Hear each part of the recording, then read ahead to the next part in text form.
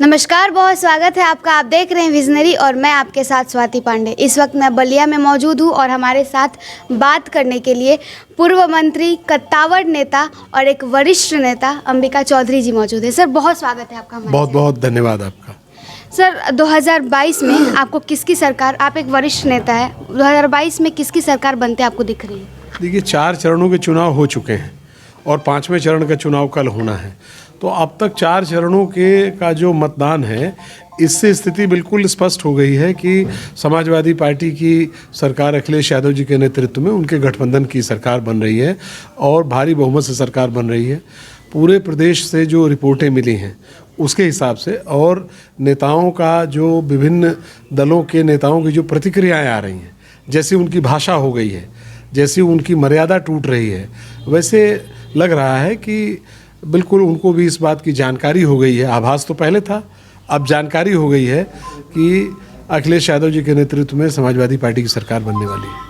Sir, आप एक वरिष्ठ नेता हैं, इतने सालों का आपका राजनीति का एक्सपीरियंस है। उत्तर प्रदेश में जब भी राजनीति की या चुनाव की जब बात आती है तो जातिवाद इतना आगे क्यों आ जाता है? यानी अगर किसी से आप बात करिए तो विकास को लोग पीछे छोड़ के अगर जातिवाद का नाम ले लीजिए, जाति का नाम लीजिए, तो लोग कटने मरने के लिए तक तैयार हो जाते हैं। ऐसा क्यों है? देखिए, चूँकि उत्तर प्रदेश और बिहार, सिर्फ उत्तर प्रदेश नहीं, उत्तर प्रदेश और बिहार की राजनीति को विभिन्न कारणों से जो लोग पहले प्रभावित करते थे, उन लोगों ने इसको जातियों में बांट करके और इस हिसाब से रखने का काम किया। और आज की तारीख में तो भारतीय जनता पार्टी के पास सिर्फ आधार ही यही है कि धर्म के आधार पर या जाति के आधार पर भेदभाव पैदा करके किसी तरीके से असल मुद्दों से लोगों का ध्यान हटाएं। यही फ़र्क है। और जो ये नई सपा है, इसमें अखिलेश यादव जी ने जो अपनी दृष्टि रखी है, वो बहुत स्पष्ट है इस सवाल पर कि वो विकास की बात करते हैं। प्रोग्रेसिव पॉलिटिक्स की जो बात होती है, उसमें नौजवानों को रोज़गार कैसे दिया जाए, उनको उन्नत तकनीक से कैसे जोड़ा जाए, हम अपने पूरे डेवलपमेंट के प्लान को आज की दुनिया जहाँ जैसे चल रही है उसके हिसाब से कहाँ पर उसको ले जा कर के जोड़ें, इस हिसाब से उन्होंने अपनी योजनाओं को रखा है। यही फ़र्क है।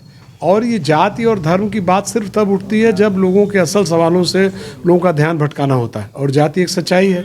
जब जातियों के आधार पर लोगों से भेदभाव होगा, जब जाति के आधार पर लोगों को उनके हकों से वंचित किया जाएगा, तो स्वाभाविक रूप से उन जातियों की प्रतिक्रियाएं भी उभरेंगी। और इसलिए इस बार संपूर्ण दलित, संपूर्ण पिछड़ा और बाकी जो धार्मिक अल्पसंख्यक हैं, वो सारे लोग भी मिलजुल करके, और समाज में वो सारे लोग जो इन जायज़ सवालों के साथ खड़े होने वाले हैं, सवर्ण समुदाय के लोग, वो सारे लोग अब की एक मत एक राय हैं और भारतीय जनता पार्टी का सफाया तय है उत्तर प्रदेश से। इस बार की राजनीति, इस बार की इलेक्शन में ये जातिवाद का जो मुद्दा है वो कितना असर होगा या नहीं होगा, आपको क्या लगता है?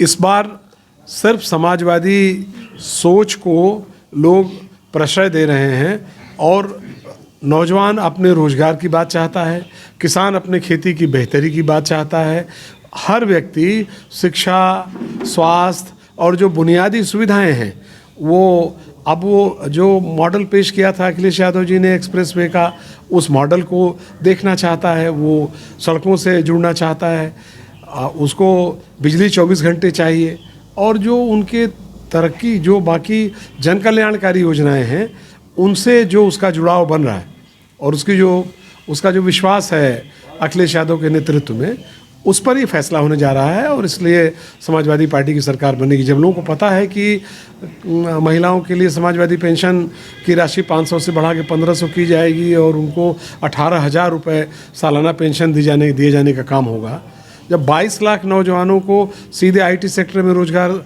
देने का काम होगा, तो इस नाते आप ये जातिवाद फैला करके और धार्मिक आधार पर भेदभाव फैला करके जो भारतीय जनता पार्टी खेल करती रही है और करना चाहती थी, वो खेल ख़त्म।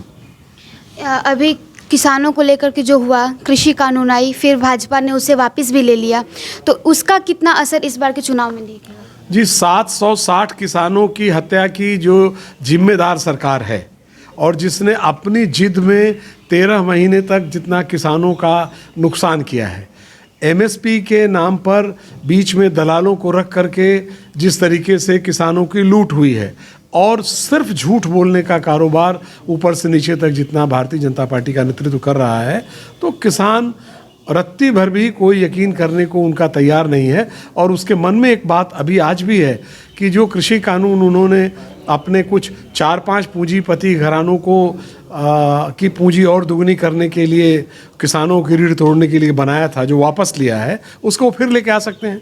उनका एतबार तो कोई है नहीं भाजपा का। इसलिए किसान अब की उनको जड़ मूल से उखाड़ देना चाहते हैं। भाजपा जो सरकार है उनका कहना है कि हम आए तो 5 सालों में हमने उत्तर प्रदेश में गुंडागर्दी बिल्कुल समाप्त कर दी। उसके लिए वो अतीक अंसारी और अतीक अहमद और अंसारी इन लोगों का नाम लेते हैं और कहते हैं कि जब सपा सरकार थी तब गुंडागर्दी चरम सीमा पे थी। कैराना जो पलायन है उस मुद्दे को, जब भी योगी जी किसी मंच पे जाते हैं तो कैराना मुद्दे को वो लेकर के आते हैं और कहते हैं कि गुंडागर्दी सपा सरकार में थी। इस पर क्या कहिएगा?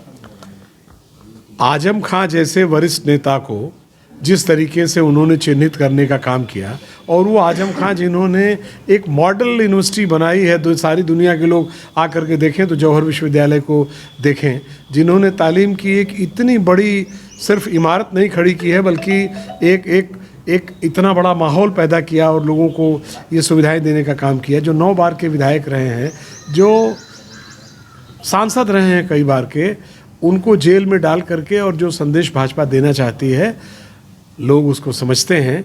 और ठीक समय है 3 तारीख को 6ठे चरण के चुनाव में बलिया में भी लोग इसका बदला लेंगे। अच्छा, सपा की तरफ से मुख्यमंत्री चेहरा अभी कुछ साफ नहीं किया गया है, तो क्या हम ऐसा माने कि अखिलेश जी बनेंगे अगर आप जीतते हैं? नहीं, ये तो गलतफहमी है लोगों की। सिर्फ अखिलेश मुख्यमंत्री बनेंगे और चेहरा साफ क्यों नहीं किया गया है? अखिलेश यादव मुख्यमंत्री बनेंगे, इसी सवाल पर ये सारा प्रदेश तैयार है इस सवाल पर आने को, और इसमें कोई भ्रम नहीं है। गठबंधन के सभी लोगों ने तो ये पहले ही स्पष्ट किया कि अखिलेश यादव मुख्यमंत्री होंगे। सब ये भ्रम बाकी जगहों पर है। योगी जी जरूर, उनका मामला गड़बड़ है कि उनको कह भी रहे हैं और नहीं भी कह रहे हैं, और मैं दूसरों की बात क्यों करूं?